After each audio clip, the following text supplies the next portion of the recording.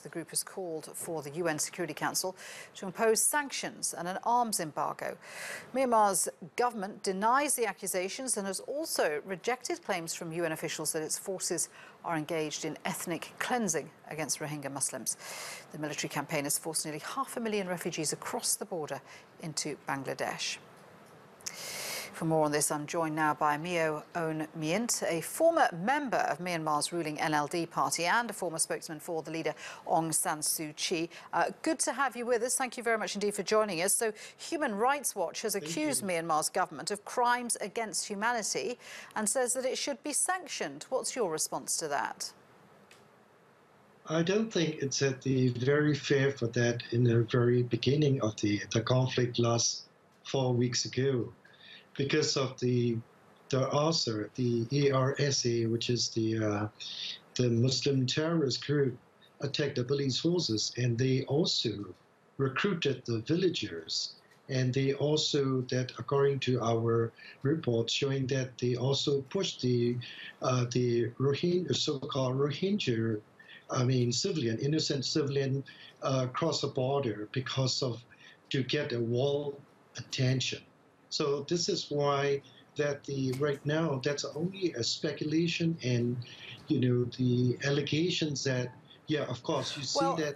Can I just say that Human Rights Watch say it's not speculation. They say they have evidence supported by satellite imagery of forced displacement of people, of murder, of rape, and of persecution. They say they have evidence of this.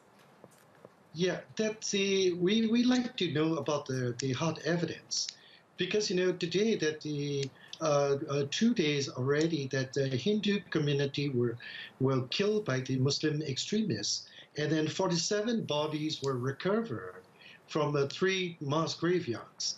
So there was then kind of the wall attention over that. Of course, I'm really sorry for the innocent people who crossed the border, who left their homes, and the burning of houses, and because the military has no the lost control, because the government controlled the military and they have to follow the constitution, and constitution would not allow any military to act alone. That was the very frame of the some international attention. So I'm only worried that we have 2 separate issues, because one is that the minority Muslims live hundreds of years ago in Yangon, Mandalay, you name it. And then we also have 3 groups who has been British colonial government recklessly brought it into Myanmar as at the farming. Can I just ask, do you agree that the military response in Rakhine State has been disproportionate, which is the accusation that's been levelled at it by the EU, by the UN, and several individual countries, including the US? So this is the problem.